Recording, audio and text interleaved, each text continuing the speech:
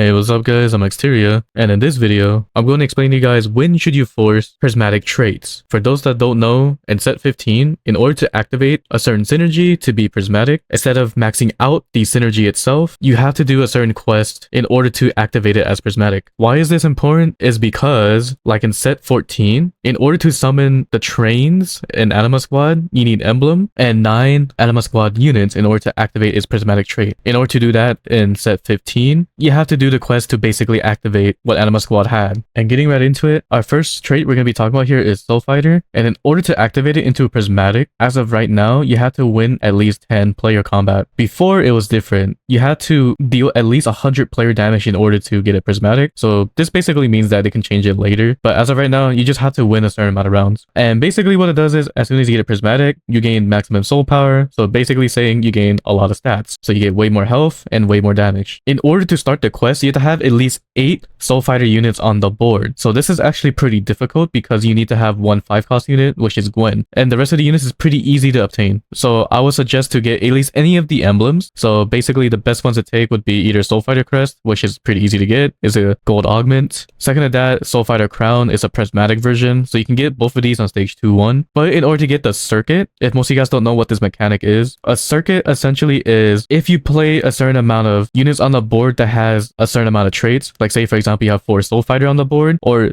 better yet 6 Soul Fighter on the board, the circuit will come up, meaning that it would rig your augments to the point that you can get this Soul Fighter circuit. In English, you just have a higher chance of getting this augment if you have a lot of Soul Fighters on the board. Other than that, you can just get any of the Soul Fighter augments. They're actually all really good, so they can help you win streak. Or for example, tournament favorites, you gain a lot of loot. So this means that every time you win, you gain extra gold or extra components. And the other two is just extra combat power for Soul Fighter units. You can take other augments such as Climb the Ladder is really good as well because you're playing a vertical trait. And if you want to guarantee a +1 Soul Fighter, you can just do the luck route and use any of the randomized emblems by having like Wandering Trader, because you can get random emblems. So this means you can have a high chance to get Soul Fighter emblems, or branching out where you get one random emblem, or same thing with Tactician's Kitchen. It gives you one random emblem and also gives you one fawn on the board. Or if you really want to RNG it, Hard Commit is actually pretty decent as well because it allows you to gain units with the synergy that you're playing. So if you luck out getting Soul Fighter, this means you're able to get a free Viego stage 3 and you're able to get one of these 4-cost units on stage 4. Other than that, there's really not much to Soul Fighter. It's just win as much as you can. So essentially saying it's a win streak comp in general, and in order to get the prismatic, you have to win as well. Next up on the list we have is Battle Academia. In order to get the prismatic trait, you need to have used the item about 175 times. And what I mean by that is basically you're cashing out a certain number, and what is counting is basically how many full items you have on the board. Components don't count. So for example, if you have 10 items on the board, that means for each round it's going to cost 10 points, and as the current time of recording, it takes about 175 points in order to cash it out into a prismatic trait. And by the time you do cash it out, for the Academia trait itself, you gain +10 more amp. So this means that your abilities will basically just do a lot of damage. And in order to get the quest for the prismatic trait active, you need about 7 Battle Academia units, which is actually really easy to do,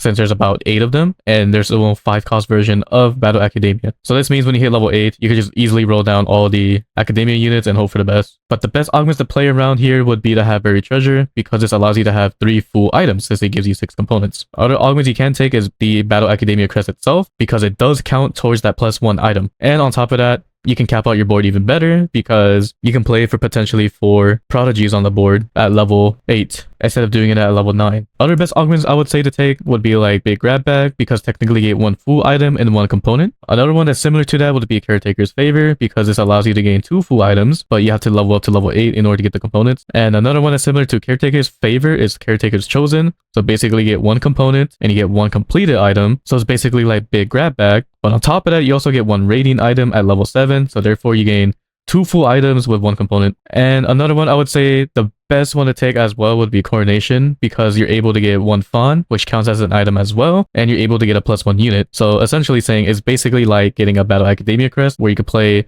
the same board that I said, which is 7 Academia units with 4 prodigies. Other augments you can take that's okay could be like Belt Overflow if you need the extra items because you gain 5 Giant's Belt. so you gain 2 full items plus 1 component. Another one would be flexible, because it's the same thing like Battle Academia Crest. You gain a lot of emblems on the board, and they also count as 1 full items. On top of that, if you get an Academia Crest as well, which is pretty worth it overall because you gain plus 1 emblem. And other augments you could take is any full item augments. It doesn't really matter which one. Like Thorn Plated is a good example, or High Voltage, or Fully Adaptive. They're all basically just plus 1 full item. It doesn't really matter. Artifacts also do count as well towards the counter of Prismatic Academia. Essentially saying, to summarize everything, it's just get enough components and items that you can have. One tip I can say here is that the trainer golem dummies, the one where it has 3 emblems on them, the game mode version at least, it doesn't count. Also, even the Wandering Trader dummy, I don't think this counts either. It has to be items on your champion in order for it to count. I could be wrong about this, but this is what I'm assuming how it works. So just keep that in mind. The next one we're going to talk about here is one of my favorites, which is Star Guardian. In order to make it prismatic, you have to spend about 20,000 mana, and in order to activate the quest for it, you need to have at least 8 Star Guardian on the board. So same idea as the Soul Fighter, having emblem might help a lot because getting this surfing is actually pretty hard. And the best way to stack the mana pretty quickly, I would say, is to have some sort of adaptive augment. The reason why is because Adaptive Helm itself, it gives you 15% more mana on the board, and doing the math for it, you will gain a lot of mana over time because the Ahri Star Guardian version, you gain mana over 2 seconds after casting an ability. On top of that, the trait itself, Star Guardian, the more Star Guardians you have on the board, the more effective the trait would be. So this means that you'll gain even more mana, so therefore Adaptive Helm will amplify the amount of mana that Ahri would give for your board. So overall, Adaptive Helms would be the best item to put on this board, and this augment of the fully adaptive would be really good overall. Next to that, it would be Portable Forge, because you can get a free mana Zane, which is really good for a lot of these units because it makes them cast at least twice. Like for example on Surfing, it makes her cast twice. Or Jinx, also twice since their mana pool is pretty big, like around 140-ish. Or it'll make Ahri cast infinite because her mana pool is pretty tiny. An example item for Ahri would be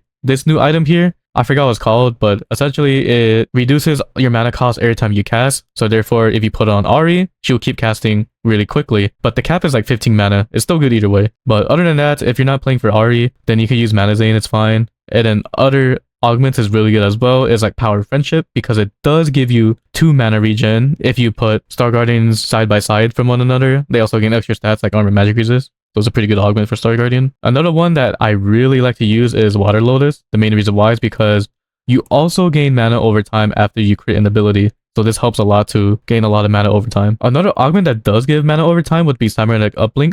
But this augment is a bait because the stats you get from it is not even worth it. You barely get any HP, and the mana per second is okay. But if they buff it again, where it gives you 3 mana per second instead of 2 for the gold one at least, then it'll be worth it. I feel like 2 mana per second is just not worth it with the amount of health you get, because the stats overall is like kind of nothing. Like the 15 armor magic resist kind of outweighs way more than the 120 health, which I personally feel like is nothing, because at least Power Friendship works for the whole board, but Cybernetic Uplink, it only works for units holding an item. So therefore, it only works on 3 units essentially. So it's kind of not worth it overall. And in the Prismatic version, you only get 3 mana per second as well. So in the end, until they buff this augment again, do not pick this up. Other than that, there's not really much to say. It's just hopefully you can high roll into an 8 Star Guardian unit, because there's only 8 Star Guardians total. Or if you get lucky enough, maybe you might get a Star Guardian emblem, and then you have Adaptive Helm. Then you start stacking for that mana after you hit level 8. And by the time you do get a Prismatic, you just basically win out, because what ends up happening is it'll be a bunch of stars falling from the sky, just hitting everything on the board. So essentially, it's just an AoE damage over time. The last one we're going to talk about here is Mighty Mech. And Mech in general is pretty interesting because